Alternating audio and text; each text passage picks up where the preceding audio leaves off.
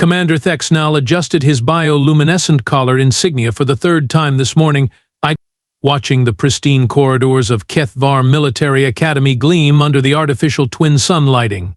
27 cycles of service, 43 successful graduating classes, and now this bureaucratic nightmare they called the Deathworlder Integration Program. The Academy's crystalline spires stretched toward the artificial sky dome, each one a testament to Vorthak engineering superiority. For generations, only the galaxy's finest had walked these halls, the noble Zephyrians with their tactical brilliance, the mighty Corvellians with their battle prowess, the intellectual Nexari with their strategic minds, the cream of civilized space, as it should be. But no, the Galactic Council, in their infinite wisdom, had decided that diversity strengthens military effectiveness. Thex'nal's mandibles clicked in disgust. Diversity? They were talking about beings from death worlds, primitive backwater planets where survival was apparently more important than civilization. Commander Thex'nal, the human contingent arrives in 30-time units, announced his aide, Cadet Zeph Rim, whose nervous chittering betrayed his own concerns about this whole mess. Humans. Of all the species they could have chosen, they picked the bipedal mammals from that third-rate ball of dirt called Earth. Thex'nal had read the briefings, of course. Gravity 2.7 times standard, dangerous weather patterns, predators that could apparently kill for sport rather than sustenance. The reports made it sound like some primitive nightmare world where evolution had forgotten to install common sense. 30-time units, Thex'nal repeated, his voice carrying that particular Vorthak tone that suggested someone was about to have a very bad day. 30-time units before we start babysitting a bunch of fragile, gravity-dependent mammals who probably need atmospheric masks to breathe properly. The Academy's morning protocols hummed around them, cadets from a dozen species moving in perfect formation, their various appendages synchronized in the universal rhythm of military precision. Soon, that harmony would be disrupted by stumbling bipeds who probably couldn't even maintain formation without tripping over their own feet. Thex'nal's optical sensors focused on the intake bay visible through the reinforced viewing portal. Soon, very soon, he would have to pretend that these humans belonged here, among the elite of galactic military training. He would have to treat them as equals, as potential officers worthy of the Academy's proud traditions. What could possibly go wrong with creatures from a world so hostile that their own planet spent most of its time trying to kill them? Surely nothing at all. The transport vessel docked with all the grace of a wounded space whale, which was typical for vessels from the Outer Rim territories. Thex'nal positioned himself at the Academy's primary receiving platform, flanked by a formation of senior cadets whose posture screamed military precision. The ceremonial welcome for new species integration was a tradition older than most star systems, though he doubted these humans would appreciate the honor. The airlock hissed open, and out stepped, well, that was disappointing. No hulking brutes, no battle-scarred warriors, no obvious signs of Deathworld conditioning. Just ordinary-looking bipeds with their ridiculously inefficient locomotion systems and those tiny, forward-facing optical sensors they called eyes. Leading the group was a female specimen, designation Maya Torres according to his datapad, average height by human standards, which meant laughably short by galactic norms. Dark hair pulled back in what humans apparently called a ponytail. Because everything they named sounded like primitive animal references. She moved like someone who had never experienced proper gravity in her life. "Look at them," whispered Cadet Vel Thix, a Corvellian whose species prided itself on warrior traditions spanning millennia. "They look so soft. Are you certain they are from a death world?" Zeph Rim's antennae twitched nervously. Perhaps the reports were exaggerated? I mean, how dangerous could their world really be if they evolved to look so harmless? Thex'nal's internal assessment was already forming. The Torres female appeared to weigh perhaps half what a standard cadet should. Her limbs were thin, clearly lacking the dense muscle structure necessary for serious combat training. Those hands of theirs, with their ridiculous individual digits, looked like they would snap under the lightest pressure. And those eyes, those tiny, soft eyes that probably couldn't even detect movement in low-light conditions. "Attention, human contingent," Thex'nal announced, his voice projecting across the platform with practiced authority. "Welcome to HFY Military Academy, where we forge the galaxy's finest military officers through rigorous training protocols designed for advanced civilizations."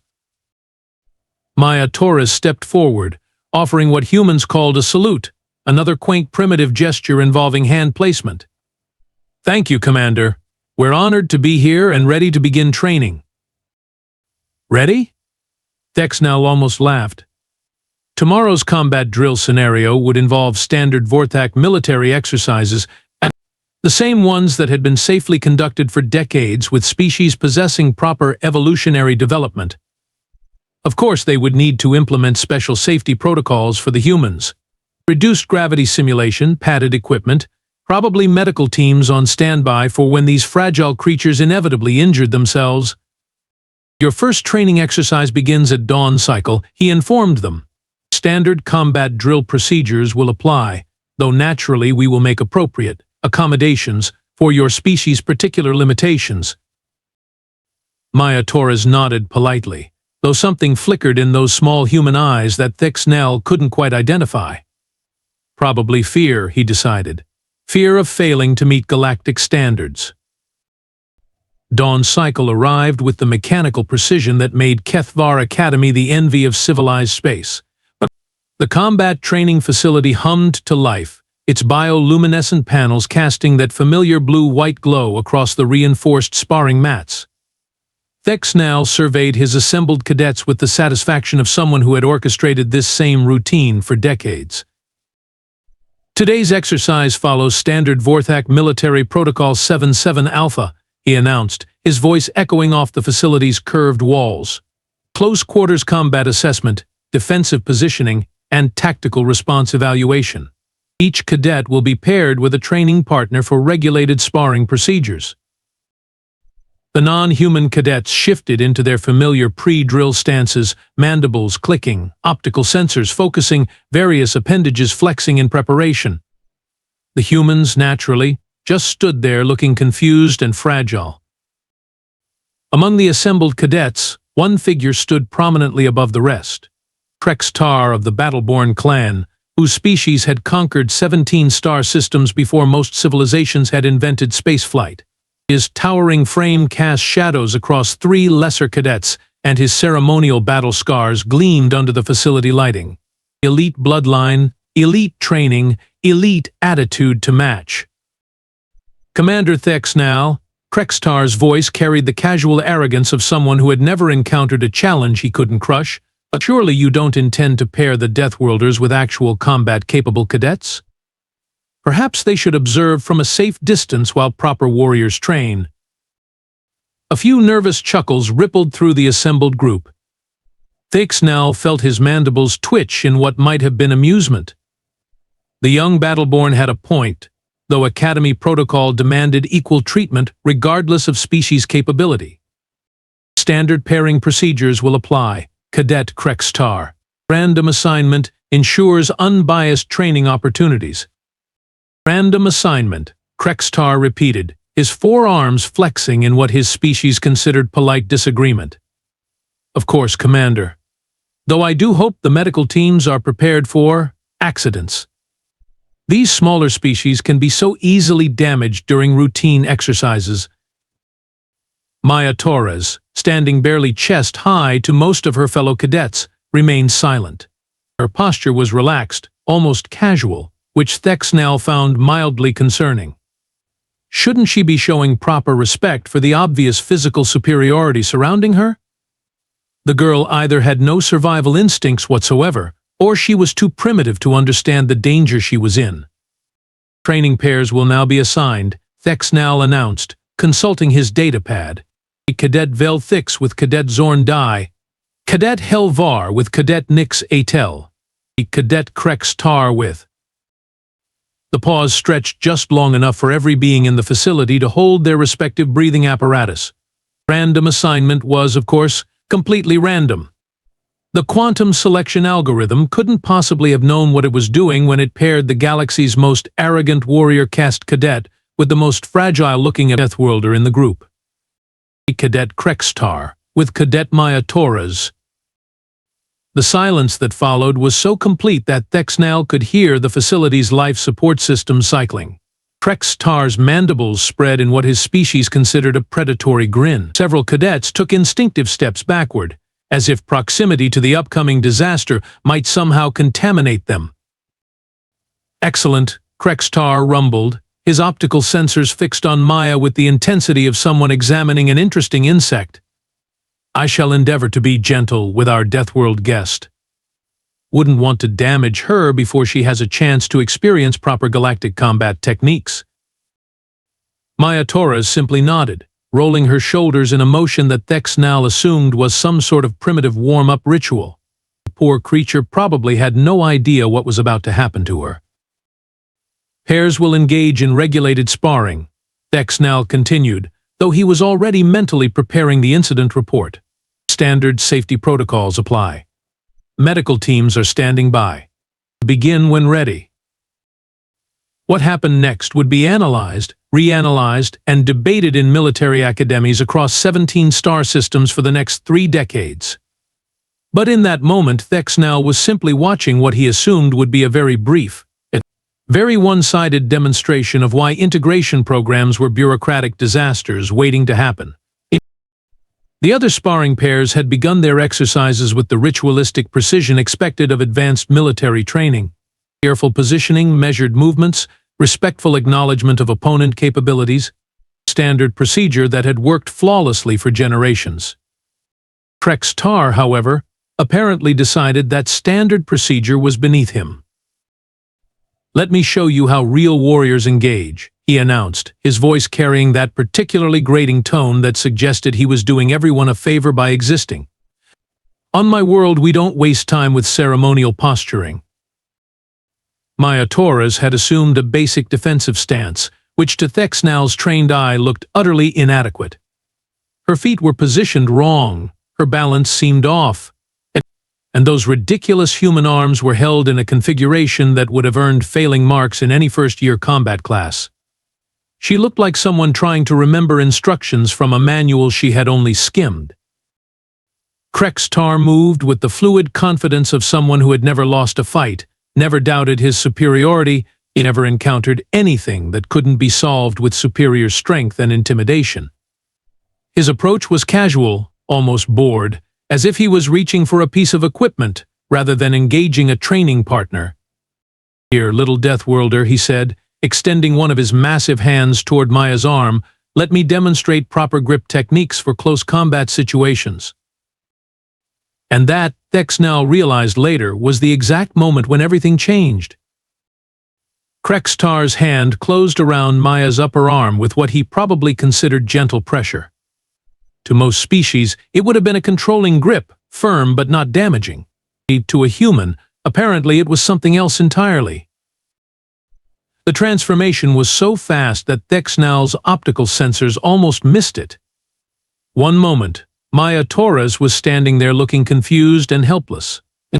The next moment, she was moving with a speed and precision that defied every assumption about Deathworld evolution. Her free hand came up, not in the wild flailing motion Thex'nal expected from a panicked primitive, but in a controlled arc that intercepted Krex'tar's extended arm at precisely the right angle. Her other hand twisted in his grip, not trying to pull away but leveraging the contact point in a way that basic physics suggested should be impossible for someone of her size and apparent strength. There was a sound. Not a crack, not a snap, not even a break. It was more like the sound of a structural support beam giving way under load, a deep, wet, grinding noise that spoke of joints separating in ways that nature had never intended. Krex'tar's triumphant expression transformed into something that Thex'nal had never seen on a battleborn face before. Confusion, pain, and underneath both of those, something that might have been fear. The elite cadet's arm, the same arm that had been reaching out to demonstrate proper grip techniques, was now bent at an angle that violated several fundamental principles of anatomy. His elbow, which moments before had been a perfectly functional joint capable of supporting twice his body weight, was now pointing in a direction that suggested his forearm had decided to explore new career opportunities. That, Maya said in a voice so calm it was almost conversational, is what happens when you grab someone without permission. The silence that followed was so profound that Thex'nal could hear his own circulatory system pumping biofluid through his auditory chambers. Every cadet in the facility had frozen mid-motion, their various optical sensors locked on the impossible scene before them. Krex'tar, the pride of the Battleborn clan, the elite warrior whose ancestors had conquered star systems, was making sounds that his species had no words for. High-pitched, keening noises that suggested his nervous system was processing information it had never been designed to handle. Maya released her grip and stepped back, her posture returning to that same relaxed, almost casual stance she had maintained throughout the entire encounter. As if disabling a warrior twice her size was just another routine training exercise. At the medical team to Training Facility Alpha, Thex'nal heard himself saying, though his voice sounded like it was coming from someone else's vocal apparatus. Priority 1 medical emergency. Combat injury requiring immediate attention. The medical team arrived within moments, their equipment humming with the efficiency of beings who had dealt with training injuries before. But as they examined Krex'tar's ruined elbow, their expressions suggested this was not the type of injury they had been prepared for. "Commander, Doctor?" Evlak reported, his usually steady voice carrying an undertone of professional bewilderment. This appears to be a textbook example of hyperextension trauma, but the force required to achieve this level of joint displacement in a Battleborn physiology should have been, well, impossible for a human to generate. Maya Torres stood quietly nearby, waiting for further instructions like any other cadet.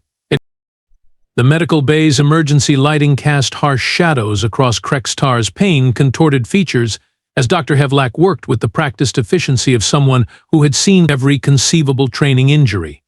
Except, apparently, this one. "The joint separation is complete," he muttered, his 6 hands manipulating diagnostic equipment with frustrated precision. "Ligament damage is extensive, bone displacement is severe, and the muscular trauma suggests impact force equivalent to a small shuttle collision." Thex'nal found himself staring at Maya Torres, who sat on a nearby medical bench with the same relaxed posture she had maintained throughout this entire impossible situation. She wasn't gloating, wasn't celebrating, wasn't even showing signs of adrenaline response. She was just waiting. "Cadet Torres," he began, then stopped. How exactly did one ask a being who had just shattered every assumption about their species to explain themselves? "Perhaps you could enlighten us about what precisely occurred during the training exercise?" Maya tilted her head slightly, a gesture that Thex'nal was beginning to realize might indicate thoughtful consideration rather than confusion. He grabbed my arm without warning during what I understood to be a controlled sparring exercise. I responded according to standard defensive protocols. "Standard defensive protocols," Dr. Evlak repeated, his optical sensors never leaving the diagnostic readings. "For your species, these protocols apparently include generating enough force to disable a Battleborn warrior in under 2 seconds. "Well," Maya said with what humans apparently called a shrug, "yes. That's kind of the point of defensive training." The other cadets had gathered in the medical bay's observation area, their various breathing apparatus working overtime as they processed what they had witnessed. Velthix was making soft, clicking sounds that indicated severe anxiety in his species. Zephrim's antennae were twitching so rapidly they were creating small air currents. "I don't understand," Cadet Nixatel whispered, her voice barely registering on the facility's audio sensors. "How did something so small generate so much force?" Maya's expression shifted to what Thex'nal was learning to recognize as patient explanation mode. "Earth has gravity approximately 2.7 times galactic standard. Our atmospheric pressure is higher, our weather systems are more violent. And our ecosystem includes approximately 47,000 species that can kill us if we're not careful. She paused, apparently organizing her thoughts in a way that suggested she had given this explanation before. Humans evolved as persistence hunters on a world where everything from the weather to the wildlife to the terrain itself was actively trying to end our existence. Our reflexes aren't just trained responses, they're evolutionary imperatives. When something grabs us unexpectedly, our nervous system doesn't pause to evaluate threat levels or consider diplomatic solutions. Dr. Hevlak looked up from his patient, his expression suggesting he was recalculating everything he thought he knew about Deathworld evolution. You're saying this response was automatic? Completely automatic, Maya confirmed. I didn't decide to disable Cadet Krex'tar. My nervous system detected a potential threat, analyzed the optimal response trajectory, and executed appropriate defensive measures before my conscious mind finished processing what was happening. The silence that followed this explanation was different from the stunned quiet after the incident. This was the silence of beings whose fundamental understanding of reality was being systematically dismantled and reconstructed. The Force generation, Thex'nal found himself asking, though he wasn't sure he wanted to know the answer, how is it possible for your muscle structure to produce such results? Maya's expression brightened, as if this was her favorite part of the explanation. Dense bone structure from high-gravity evolution, muscle fiber density approximately 3 times galactic average, and reflexive targeting systems that have been refined by millions of years of avoiding death on a daily basis. She gestured toward the still groaning Krex'tar. His species evolved on a world where strength and intimidation were sufficient for survival. My species evolved on a world where speed, precision, and overwhelming response to threats were the only things that kept us from being eaten by our own planet. Cadet Velthix made a sound that his species used to indicate existential terror. Are you saying that all humans possess these capabilities? All humans who survive to adulthood, Maya replied matter-of-factly. The ones who don't develop proper reflexes tend to get removed from the gene pool fairly early. Natural selection is quite efficient on Earth. Thex'nal felt his worldview rearranging itself around this new information. The fragile Deathworlders weren't weak beings who had somehow survived despite their limitations. They were apex predators who had been shaped by environmental pressures that would have sterilized most worlds. The integration program, he said slowly, assumes that different species will adapt to Academy standards through training and conditioning. Oh, we're very adaptable, Maya agreed cheerfully. We've spent most of our evolutionary history adapting to things that wanted to kill us. A military academy should be quite manageable by comparison. Dr. Hevlak finished his preliminary assessment and approached the group, his expression suggesting someone who had discovered that physics worked differently than he had assumed. Cadet Krex'tar will require surgical reconstruction and approximately 6 healing cycles for full recovery. The precision of the joint damage suggests, well, it suggests someone who knew exactly how to disable a battleborn with minimal effort. Basic anatomy study, Maya explained. All humanoid species share similar joint vulnerabilities. It's just a matter of applying the right pressure at the right angle. The other cadets exchanged glances that seemed to carry entire conversations about revised threat assessments and survival strategies. 3 cycles later, Kethvar Military Academy had implemented what administrators diplomatically termed enhanced safety protocols for Deathworld species integration. What this actually meant, Thex'nal discovered, was that every aspect of standard training had to be reconsidered when one of your cadets could accidentally cripple someone while demonstrating a handshake. New Regulation 47 Alpha, announced Academy Director Quinn Thala during the morning briefing, her usually steady voice carrying undertones of barely controlled panic. All physical contact training exercises involving human cadets must be preceded by explicit consent protocols and supervised by medical teams equipped with rapid response trauma equipment. Thex'nal reviewed his modified lesson plans with something approaching professional fascination. Combat training now included mandatory lectures on human anatomy and appropriate restraint techniques. Sparring exercises had been redesigned around the assumption that human defensive responses operated at approximately the same level as emergency weapons systems. Maya Torres, meanwhile, had become something of a phenomenon. Her academic performance was exemplary, her tactical assessments showed remarkable creativity, and her ability to think outside conventional military parameters was proving invaluable in strategic planning exercises. The fact that she could also disable most of her classmates without conscious effort was simply an additional consideration for training protocols. Commander Thex'nal, she approached him after a particularly successful tactical simulation. I wanted to apologize again for the incident with Cadet Krex'tar. I should have warned everyone about human defensive reflexes before we began physical training. Thex'nal's mandibles clicked in what he was learning to recognize as ironic amusement. Cadet Torres, your reflexes have provided the Academy with more valuable data about Deathworld evolution than 3 decades of theoretical xenobiology courses. Krex'tar's injury was educational. The other human cadets were proving equally enlightening. Cadet Jake Martinez had accidentally bent a training weapon during what he considered a gentle grip adjustment.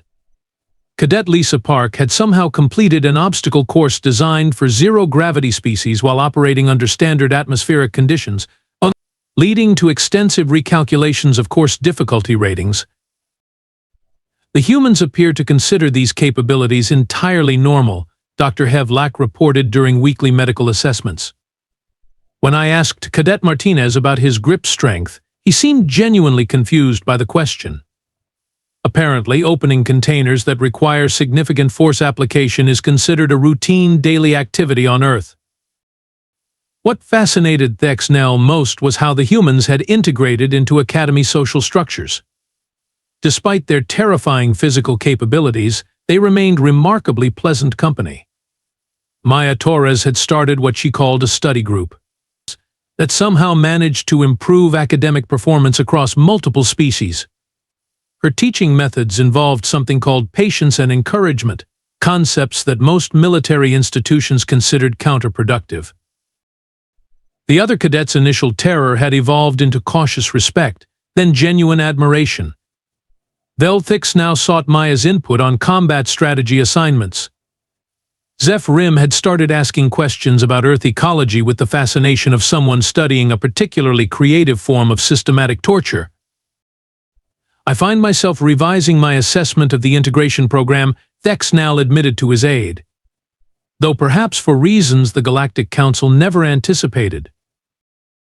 The humans are proving surprisingly effective Academy additions, Zeph Rim agreed, though I suspect surprising may be insufficient terminology. Maya Torres walked past at that moment, carrying what appeared to be several other cadets' equipment loads while maintaining casual conversation about atmospheric pressure differentials. She nodded politely to Thex'nal, her expression carrying that same unreadable quality he had noticed on her first day. Indeed, Thex'nal murmured, watching her disappear around a corridor corner. Insufficient terminology for beings who consider surviving on a death world to be routine preparation for military academy. 6 cycles after the incident that would forever be known in Academy records as the Krex'tar adjustment, Thex'nal found himself reviewing recruitment statistics with something approaching professional pride. Applications from human candidates had increased by 400%, but though he suspected this was less about Academy reputation and more about word spreading through Deathworld communities that civilized space might finally be ready for their particular brand of routine survival skills.